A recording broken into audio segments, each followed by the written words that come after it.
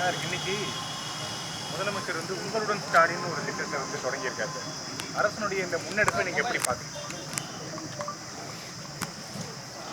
இவ்வளவு நாள் உங்களுடன் ஸ்டாலின் சரி, இவ்வளவு நாள் அவர் யாரோட இருந்தார்?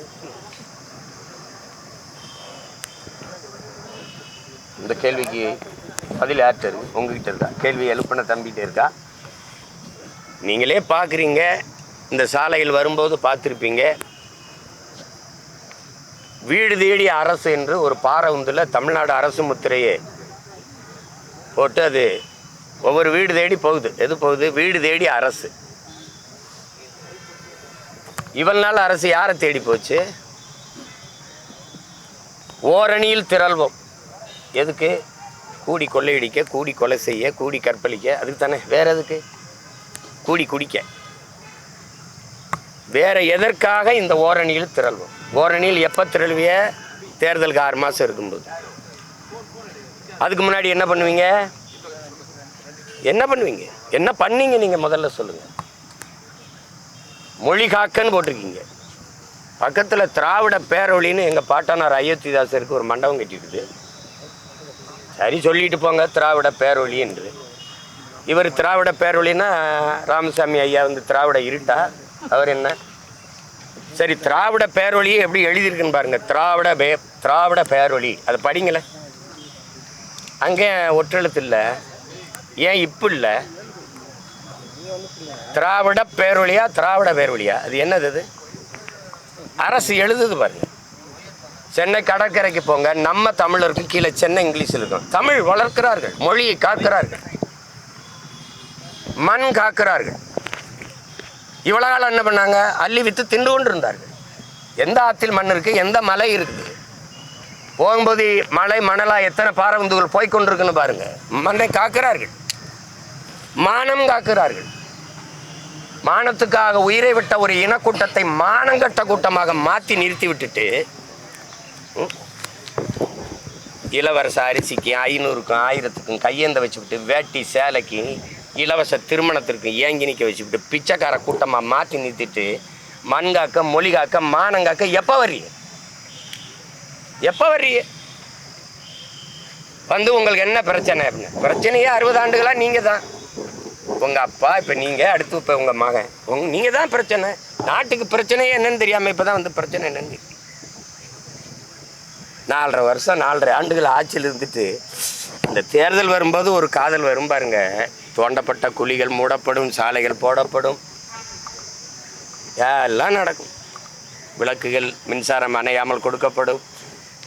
இதுதான் என் உடன் பிறந்தார்களே தேர்தல் அரசியல், கட்சி அரசியல். என்றைக்கு இது இரண்டையும் கடந்து மக்கள் அரசியல் இந்த மண்ணில் மலருதோ அன்னைக்கு தான் மகத்தான தலைவன் காமராஜரின் ஆட்சி இந்த மண்ணில் மலரும். இல்லைன்னா அது மலராது. சும்மா இவங்க காலங்காலமாக இந்த ஏமாற்று பாருங்க. நீ பிஜேபி வந்துடும். பிஜேபின்னு ஒன்று இல்லைன்னா திமுக செத்து 20 வருஷம் இருக்கும். திமுகங்கிற கட்சி அழிஞ்சே 20 வருஷம் ஆயிருக்கும். யாராவது மறுக்க சொல்லுங்கள். திமுகவை பதவியில் அமர்த்தினது ஐயா ஸ்டாலினா, ஐயா மோடியா? யாராவது மனச்சான்று இருக்கிற நெஞ்சை வச்சு சொல்லு. திமுக கட்சி உழைச்சி வந்துருச்சா? பாரதிய ஜனதா வெள்ள வச்சிருக்கா? பாரதிய ஜனதா வந்துடும். குடுகுடுப்பக்கார மாதிரி ஊரோட அடித்து கத்துனது யாரு? இன்னும் 15 வருஷமாக கத்துனா 3வது முறையும் வந்துட்டோம்ல. இப்போவும் பிஜேபி வளர விடக்கூடாது. அது எங்கே வளருது? பிஜேபி வளர விடக்கூடாதுன்னு பேசுகிற பெருமக்கள், எதிர்கட்சியாக இருக்கும்போது கருப்பு கொடியும் கருப்பு பலூனும் பறக்க விட்ட பெருமக்கள் ஆட்சிக்கு வந்தபோது வெள்ளக்குடி பிடித்தது ஏன்? எதிர்கட்சியாக இருக்கும்போது கோபேக் மோடி என்று முழக்கத்தை வைத்த நீங்கள் ஆட்சிக்கு வந்தபோது வெல்கம் மோடி என்று முழக்கத்தை முன்வைத்தது ஏன்? எனிமையாக இருந்தவர் அதிகாரத்துக்கு வந்த பிறகு ஸ்வீட் எனிமையாக மாறினது எப்படி? அமலாக்கத்துறை சோதனை வந்தது, அது அமுக்குன மாதிரியே அமுல் ஆக்கமாயிருச்சு. எப்படி? அமைதியாயிருச்சு. எப்படி? வந்தார்கள், சோதித்தார்கள். சரி, என்ன நடந்தது? யாருக்காவது சொல்லுங்கள். நீங்கள்லாம் சொல்லுங்கள். நேர்மையான ஊடகங்கள் நெஞ்ச தொட்டு எதாவது பேசுங்க. எங்கது? 3 முறை நிதி ஆயோக கூட்டத்துக்கு வரமாட்டேன் என்று நெஞ்சு நிமித்தி சொன்ன நம்முடைய முதல்வர் ஈடி ரைடு வந்தானோ ஓடி வாரேன் மோடின்னு போனது யார்? அங்கே போய் கையை பிடிச்சிக்கிட்டு கெஞ்சிக்கிட்டு நீங்களே கெஞ்சி நீங்கள் இந்த அமலாக்கத்துறை அந்த சோதனையை மூடுனீங்களா இல்லை எதிர்த்து நின்று போரிட்டு நின்னீங்களா? இப்படி ஒரு கேடுகட்ட அரசியல் கட்டமைப்பை இந்த திராவிட கட்சிகளை தவிர எவன் செய்வான்?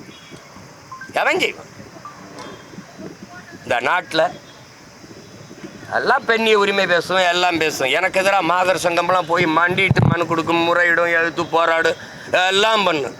இந்த ரிதன்யான்னு ஒரு தங்க வரதட்சணை கொடுமை, பாலியல் துன்புறுத்தலில் தற்கொலை பண்ணி சேர்த்திருக்காரு. வாழ வேண்டிய ஒரு மலர், ஒரு பூ, ஒருத்தர் பேசலை. ஒரு அரசியல் இயக்கம், முற்போக்கு, பெண்ணிய உரிமை பேசின பெருமக்கள், பெரியாரின் பெரும் தொண்டர்கள், பெண்களுக்கு எல்லா உரிமையும் பெற்றுக் கொடுத்தவர்கள், வரதட்சணை வாங்கி துன்புறுத்தி ஒரு பெண்ணை, வாழ வேண்டும் என்று கனவோடு போன ஒரு பெண்ணை, அந்த வீட்டு பெண், உங்கள் வீட்டில் பெண் இல்லையா? உங்களுக்கு உடன் பிறந்தவர் இல்லையா? உன்னை பெற்றவள் தாய் இல்லையா? பெண் இல்லையா? அவள் என்ன மனநிலை இருந்தாலும் 60 நாளில் தன் உயிரை மாய்த்து இறந்திருப்பாள். அந்த மனநிலை அவள் தெரிஞ்சிருச்சு. எத்தனை பெண்கள் இப்படி வீட்டுக்குள்ளே வதங்கி வாடி வெளியில் சொல்ல முடியாமல் தவிச்சு போய் நிற்கிறாங்க. இதுக்கு என்ன நடவடிக்கை எடுத்திருக்கு அரசு? என்ன நடவடிக்கை எடுத்திருக்கு? அதுக்காக பேசிய மாதர் சங்கங்கள், மகளிர் அமைப்புகள், மனித உரிமை ஆர்வலர்கள், முற்போக்கு சிந்தனையாளர்கள், எழுத்தாளர்கள், பெண்ணியவாதிகள்லாம் எங்கே படுத்திருக்கிறீங்க? கொக்கைன்னு கஞ்சாதும் போட்டு படுத்திட்டீங்களா என்ன? இல்லை டாஸ்மார்க்கில் சரக்கவையும் கட்சி படுத்திட்டீங்களா? என்ன உங்கள் பிரச்சனை? தேவைன்னா வாய் திறப்பிய, தேவையில்லைன்னா வாய் திறக்க மாட்டீங்க. மனித உரிமை ஆர்வலர்கள்லாம் எங்கே? எதிர்கட்சியாக இருக்கும்போது ஜெயராஜ் ஃபெனிக்ஸுக்கு ஏறி குளித்த நீங்கள் தம்பி அஜித்குமார் மரணத்துக்கு அமைதியாக படுத்தது என்ன? வாய்க்குள்ளே செவிக்கால போட்டு ஓட்டிக்கிட்டு படுத்தது என்ன பப்பி? ஏன்